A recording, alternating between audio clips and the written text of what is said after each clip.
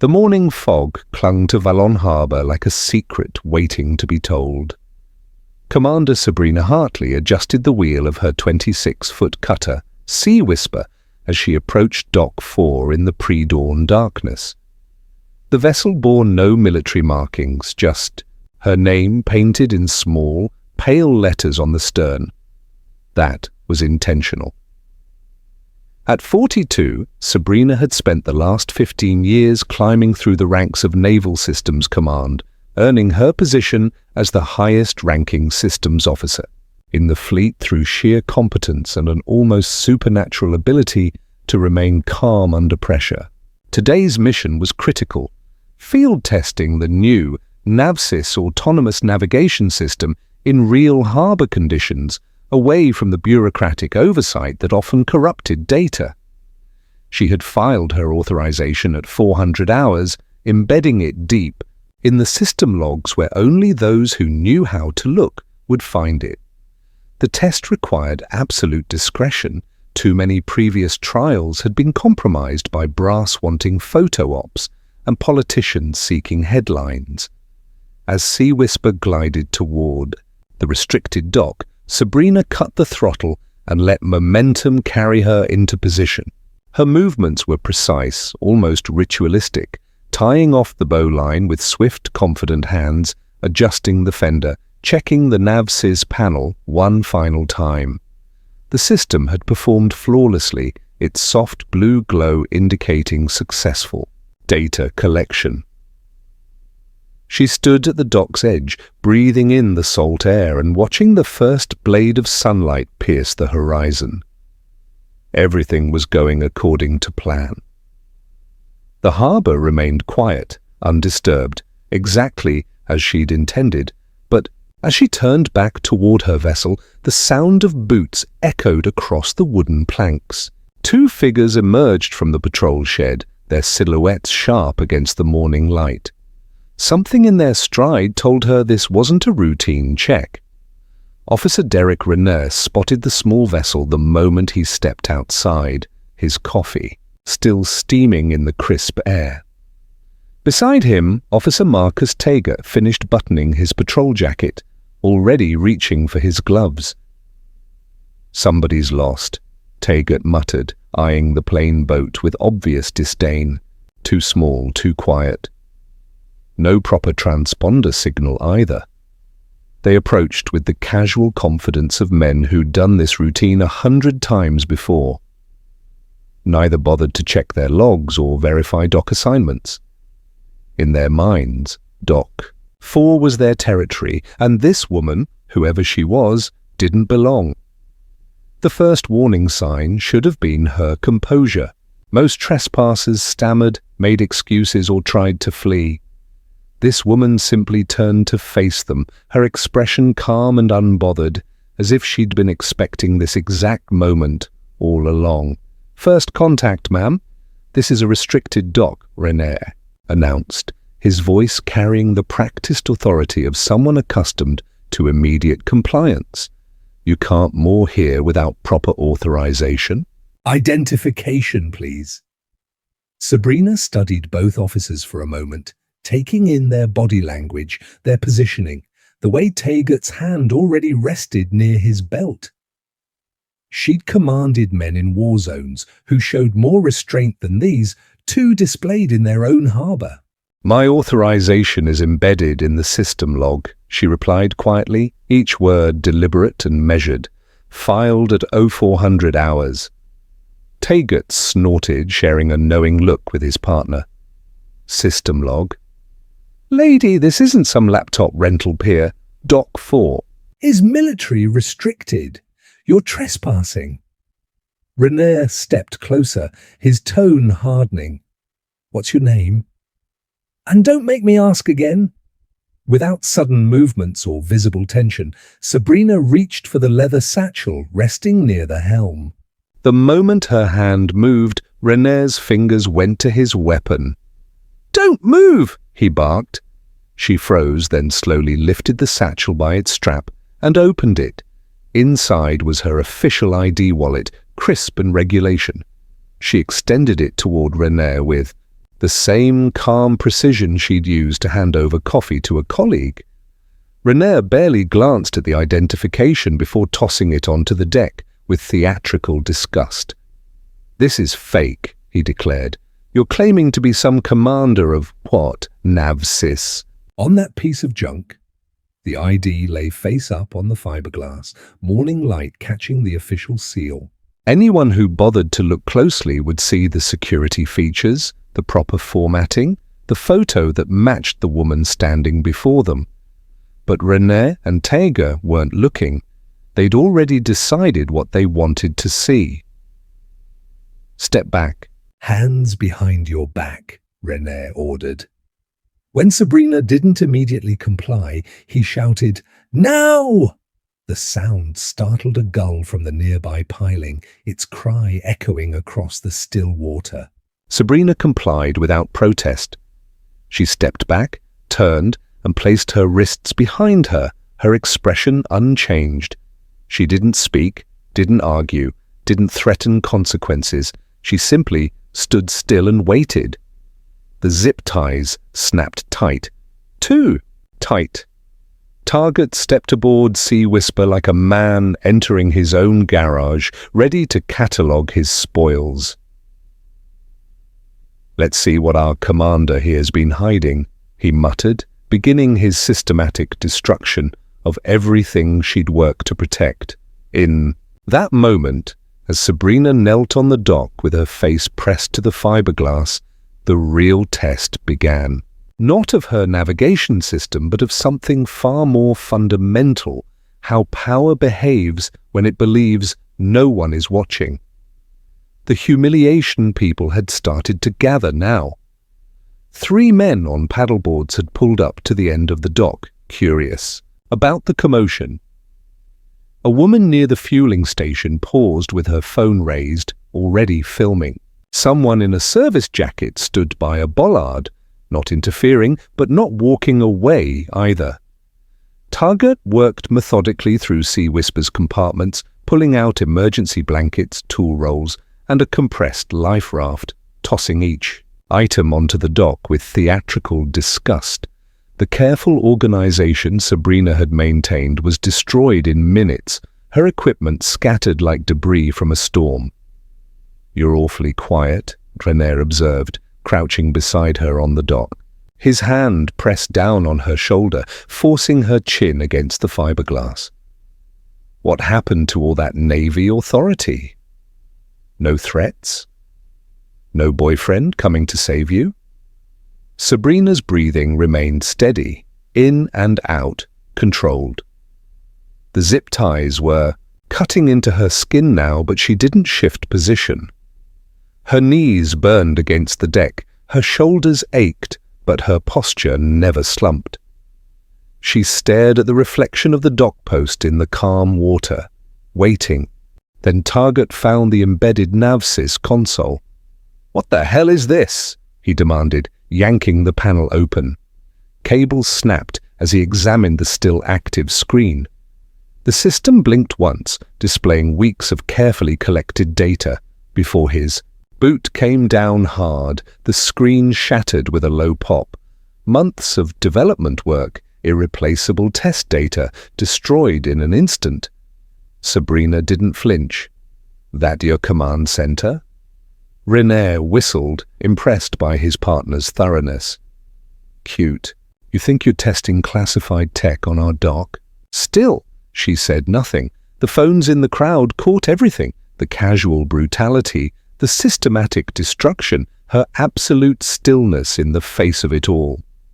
Target rifled through a dry storage bin next, finding a sealed case containing backup data drives. Without hesitation, he tossed it into the harbor. It sank immediately. "Oops," he said with a grin. René reached for her satchel, the one that had contained her identification. He slung it once by the strap, testing its weight, then flung it into the water where it splashed and disappeared beneath the surface. "You know," René said, crouching beside her again, "we've had all kinds come through here. Men with stripes, kids with fake IDs. but we've never had one walk in like she owns the place." "You must be a special kind of crazy." The wind lifted the corner of her jacket and dropped it again. Around them, the crowd watched in stunned silence. Nobody stepped forward, nobody said stop. The footage captured everything. But what the cameras couldn't record was the quality of Sabrina's silence. This wasn't the quiet of defeat or fear. This was the stillness of someone who knew exactly what was happening and exactly why she was, allowing it to continue because soon, very soon, they would understand what they had done. The call for backup. "We're calling backup," Target announced, pulling out his radio. "Run a secondary sweep, maybe get her off this piece of junk before she breaks another rule." René nodded approvingly. "She'll sit here till they come. Let her think about who she really is." As they waited, more spectators gathered. The woman with the phone had started live streaming, her viewers asking questions in real time about what they were witnessing. A maintenance worker had paused his rounds to watch. Even some of the marina staff had stepped out from their offices, drawn by the unusual scene. But none of them intervened. The officers' uniforms, their confident demeanor, the official nature of the arrest, it all looked legitimate from a distance. Just another routine enforcement action at the restricted dock. Sabrina remained exactly as they'd positioned her, kneeling with her face toward the water, wrists bound behind her back. To the casual observer, she might have looked defeated. But there was something in her posture, a readiness, a coiled energy, that suggested she was simply waiting for the right moment. The radio crackled to life. Unit 47, backup requested at Dock 4. Possible security breach, female subject. Non-compliance with detention protocols. "Copy that," came the response. "Marine 81 in E. Route. ETA 4 minutes. René and Target exchanged satisfied looks. This was how it always ended: overwhelming force, absolute compliance, their authority unquestioned. They'd played this scene dozens of times before with various trespassers and troublemakers. The script never changed, but as the sound of approaching boat engines grew louder across the harbour, something shifted in the air. The quality of the morning light seemed different somehow, sharper. The crowd had grown larger, more attentive. Phones were recording from multiple angles now. The water split cleanly ahead of Marine 81 as the patrol boat surged toward Dock 4, sirens off but engines growling low. Two men in tactical armour gripped the bow rails, eyes locked on the small vessel moored ahead. The call had come in as a possible breach. Unknown female, solo operator, resisting detainment. Protocol demanded escalation. Within seconds, the patrol unit slid up to the dock, ropes flying, boots hitting the wood hard. Weapons were drawn before questions were asked. "Hands where we can see them," the lead officer barked. "Step away from this vessel." "Sir, she's already restrained," one of the original officers explained quickly. "We secured her when she wouldn't cooperate." The backup team leader didn't lower his weapon. His eyes swept the scene, the kneeling woman, the scattered equipment, the crowd of recording phones. This was the moment when everything would change, when assumptions would crumble and reality would assert itself with devastating clarity. The revelation. "What's your name?" the lead backup officer demanded, his voice cutting through the morning air like a warning shot. Sabrina's answer was quiet, almost too quiet for the chaos unfolding around her. But in that silence, every word carried the weight of absolute authority. "I am Sabrina Hartley," she said, her voice even and untouched by anger. "Commander of Naval Systems Command." There was a pause, long enough for the wind to cut across the dock, for one of the younger backup officers to squint and look down at the discarded ID card lying half buried in shadow near the boat. The officer picked it up. His face went pale as he read. He looked to his commanding officer, no words passing between them, just a single silent nod that changed everything. The air itself seemed to shift. Weapons lowered, eyes widened. The lead officer stiffened, blinked hard, and then, with visible tension in his shoulders, lifted his right hand and delivered a formal salute. Gasps rippled through the crowd. The woman by the fuel station lowered her phone slightly, realizing what she had just filmed. Someone whispered, "Did he say Commander?" Another voice added, "Holy shit, she's Navy." A backup officer moved to Sabrina's side, cutting the zip ties with a careful swipe of his blade. She didn't flinch as her arms dropped to her sides. The red marks on her wrists told their own story, but she said nothing about them. Instead, she rose slowly, brushing debris from her jacket. Her eyes didn't look at the crowd, didn't even land on the officers around her. She stared out toward the harbor, silent and composed. The man who had saluted her cleared his throat. "Ma'am, But the words faltered. She raised a hand, not to silence him, but to wave off any explanation. There was no confrontation in the gesture, no demand for apology, just acknowledgement that mistakes had been made and would now be corrected. The officers who had arrested her stood frozen, watching the scene unfold. René's mouth opened, but found nothing to say. Targa took a step back as if the shift in air pressure had knocked something loose inside him. Sabrina stepped toward the helm of her vessel, glanced once at the shattered nav-size panel, and then turned back to face the patrol squad. "Secure the perimeter," she said, not loudly, but clearly. "Get the vessel logs uploaded before they're corrupted." And just like that, they moved, without hesitation, without question. The same authority that had been dismissed minutes earlier now commanded instant obedience. The crowd that had once been laughing, once recording her humiliation, now parted in stunned silence. Sabrina didn't ask for recognition or offer speeches. She simply stood in full view, her presence now undeniable. There had been no escalation, no force, only a name. And that name had changed everything, going viral. The first video hit social media by nightfall. 36 seconds of grainy, unbroken footage showing a woman kneeling on a dock, zip-tied and silent, while two officers rifled through her vessel and tossed her belongings into the water. No context, no commentary, just her restraint against their casual brutality. The video went viral within hours. Comments poured in, most expressing outrage at what appeared to be clear police misconduct. But the story was incomplete, leaving viewers with more questions than answers. Then, 12 hours later, a second video followed. This one had sound. It showed the same woman standing with unreadable composure as a Marine patrol unit snapped to attention and saluted. A voice could be heard confirming her name and title, Commander Sabrina Hartley, Naval Systems Command. The response was immediate and explosive. News anchors replayed the moment on loop, breaking it down frame by frame. Commentators asked why no bystanders had intervened.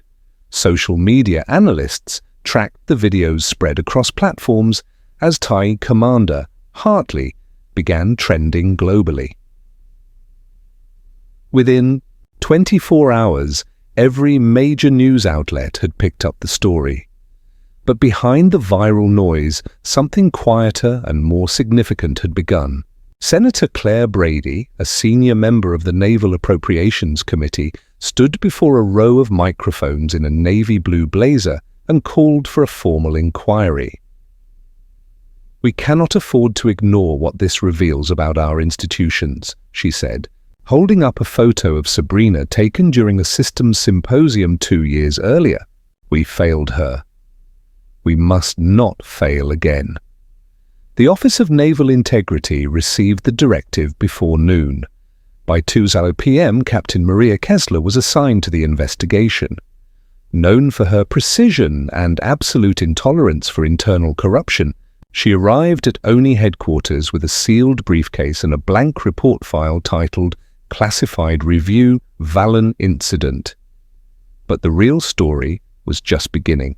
As Kessler started pulling records and requesting interviews, a pattern began to emerge, one that suggested Sabrina's treatment wasn't an isolated incident, but part of something much larger and more systematic. The investigation would reveal not just individual misconduct, but institutional rot that had been allowed to fester for years. And at the center of it all sat a woman who had remained silent through her own humiliation, knowing that sometimes the most powerful response is to let others reveal themselves completely. The system exposed, Captain Kessler worked alone for the first 48 hours, requesting unredacted arrest records, dock entry logs, system access traces, and service complaints from the past 2 years at Vallon Harbor. She received everything she asked for and more.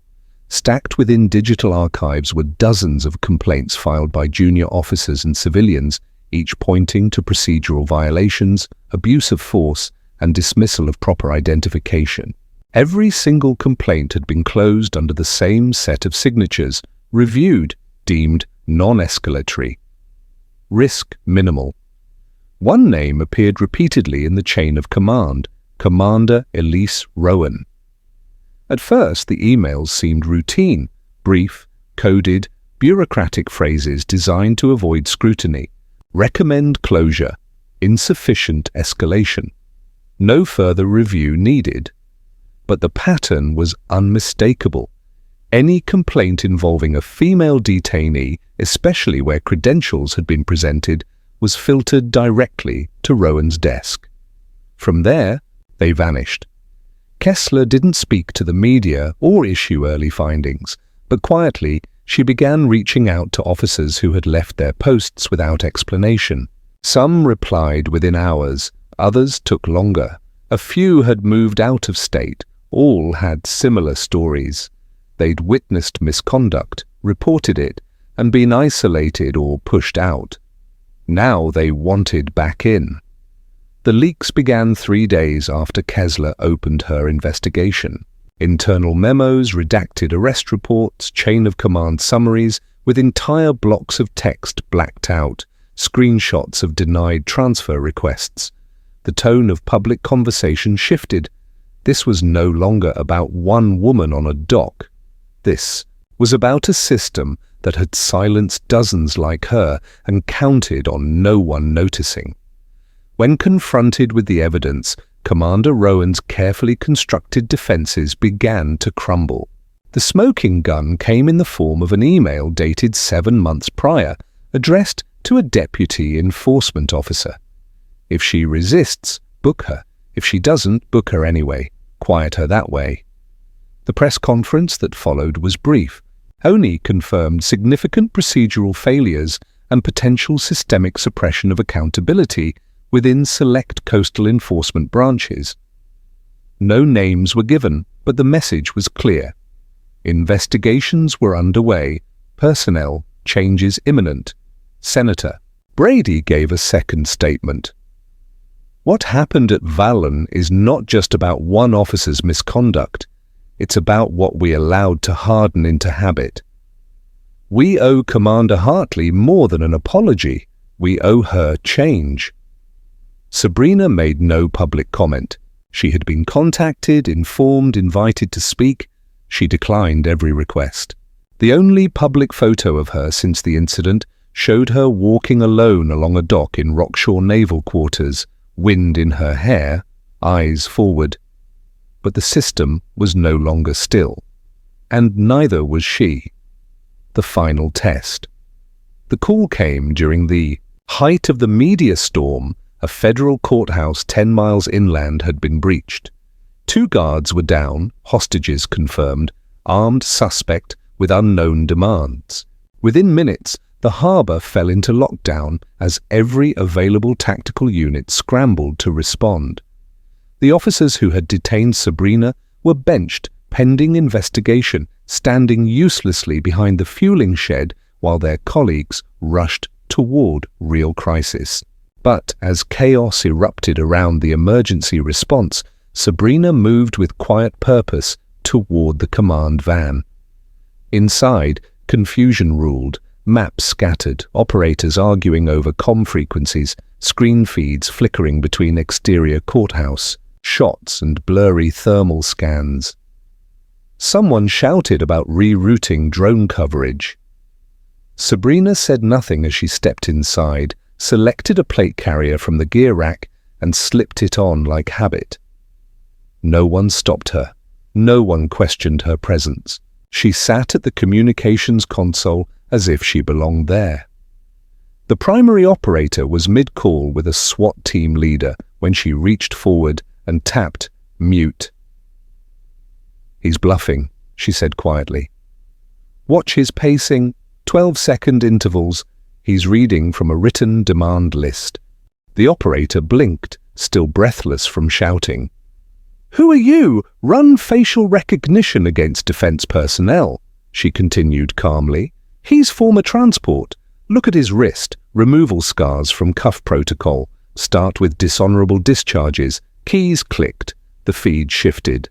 A match flashed across the screen. Former military contractor, paroled, known instability. Sabrina leaned into the microphone and began to speak. "Jackson Miller, you're surrounded. No one's hurt yet. You still have a choice." Her tone didn't waver. "Let them go. You know how this ends. It's up to you how it sounds." The room went still. The instructor near the door froze halfway into his flak jacket. Two senior officers stopped talking mid-sentence. 2 paces left. "Good. Set the gun down slow." The feed showed the gunman's shoulders shift. 1 step, then another. The weapon hit the floor. "Move in now," she said. Seconds later, SWAT entered. No shots, no blood. The hostages filed out with hands raised. The suspect dropped to his knees. It was over in less than 4 minutes. Inside the van, no one spoke. Sabrina removed the headset, placed it gently on the console, then stood and adjusted. Her jacket. The blood from the dock incident had long since dried on her sleeves, but it was still visible against the pale touchscreen she'd operated without hesitation. She stepped outside into calmer wind. Word spread fast. Operators from nearby units turned to watch her leave. One saluted before he realized what he was doing. Another followed. From behind the fuel shed, René and Tager watched in silence. No jeering now, no smirking. Just the dawning recognition of what they had tried to break and failed to even bend. Sabrina kept walking, passing the dock edge where her satchel had been tossed and never recovered. She didn't look for it. She didn't need to. In the span of an hour, she had gone from prisoner to commander, but she hadn't changed. She had simply revealed what had always been there. She had done exactly what she came to do: test systems, evaluate, performance measure response under pressure. This time, it hadn't been software being tested. It had been people, and they had failed until she took control. 3 months later, the sun was high but soft, gold sliding across the water in long bands as Sea Whisper drifted beyond the shoreline. Sabrina sat near the stern, coiling rope, with quiet rhythm, her jacket off and sleeves rolled up.